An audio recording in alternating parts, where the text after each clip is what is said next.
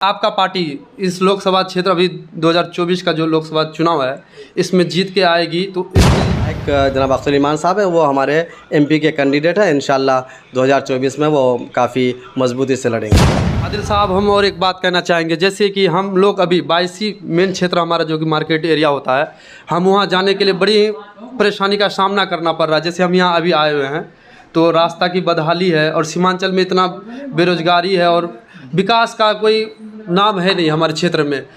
अगर आपका पार्टी इस लोकसभा क्षेत्र अभी 2024 का जो लोकसभा चुनाव है इसमें जीत के आएगी तो इसके लिए आप सीमांचल के लोगों को क्या उपहार देना चाहेंगे, इसके बारे में क्या बताएंगे हमारे चैनल के माध्यम से? देखिए, ये सवाल सबसे पहले तो उन गठबंधन, जिसको मैं ठगबंधन कहा करता हूँ, उनसे करना चाहिए, क्योंकि इन लोगों ने हमेशा लोगों को ठगा है, लोगों को वोट को ठग करके हासिल किया है। 70 सालों में अगर ये पिछड़ापन है तो क्या एमआईएम थी यहाँ पर?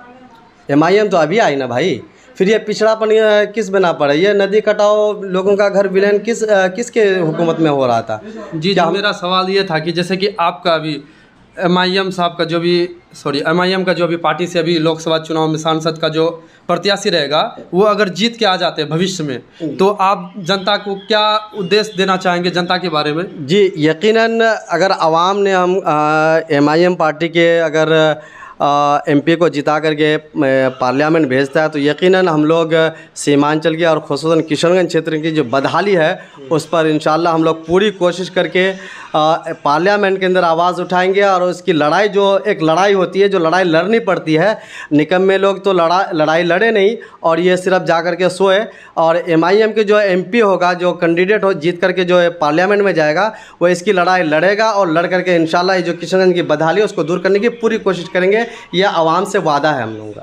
जैसे आपका पार्टी का कोई अभी मुख्य चेहरा क्या है कि इस बार का जो सांसद प्रत्याशी उभर के आएंगे उसके बारे में कुछ बताना चाहेंगे आप? जी, बिल्कुल।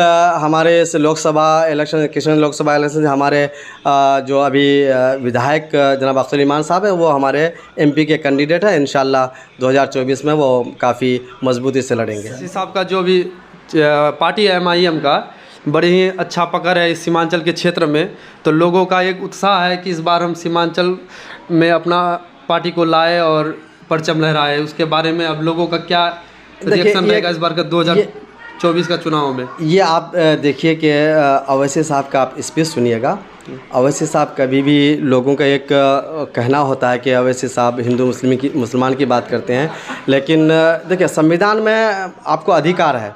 आप अगर हिंदू हैं तो आपको भी अधिकार है, हम अगर मुसलमान हैं तो हमको भी अधिकार है कि हम अपनी बात कर सकें, आपको भी अधिकार के अपनी बात कर सकें। तो इसमें हिंदू मुस्लिम की बात नहीं है, लेकिन हम सब मिलकर के रहते हैं। ये अलग बात है कि हम जब अगर कोई कमज़ोर हो तो उसकी बात किया जाए। अवैसी साहब उसी बात को कर रहे हैं। और सीमांचल के अंदर खुसूसन आप देख रहे हैं कि यहाँ से मजदूर पलायन कर रहे हैं, दूसरी जगह जा रहे हैं। हुकूमतें यहाँ पर वोट ले करके सरकार भी बना रही है, लेकिन यहाँ पर कोई काम विकास, कोई फैक्ट्रियाँ, कोई रोज़गार, ऐसा कुछ नहीं है। अवैसी साहब उसी को यहाँ पर लोगों के सामने में रख रहे हैं कि देखिए आप हमको जिताइए, हम इसके लिए कोशिश करेंगे और इंशाल्लाह जब हमारे एमपी बन जाएगा तो हमारे हाथ मजबूत होगा तो हम आपके लिए काम करेंगे। चलिए, इस मिला के हम बात को ख़त्म करना चाहेंगे। हम थोड़ा आपसे अपने बारे में कहेंगे, हमारे चैनल न्यूज़ नियंत्रण के बारे में आप क्या कहना चाहेंगे? देखिए, बहुत बहुत शुक्रिया आपका न्यूज़ नियंत्रण का कि आप लोग ऐसे मुद्दे को, ऐसे मसले को लेकर के आवाम के बीच में ला रहे हैं। आप जैसे पत्रकार को मैं बहुत बधाई देता हूँ कि आप लोगों के बीच में ऐसी बातों को लाइए। जो वोट का जो अधिकार होता है, हक होता है, इलेक्शन का मुद्दा होता है, इलेक्शन क्यों किया जाता है, ये आप लोगों को पहुंचा रहे, बहुत अच्छा काम कर रहे हैं। मैं आपको बहुत बहुत बधाई देता हूँ।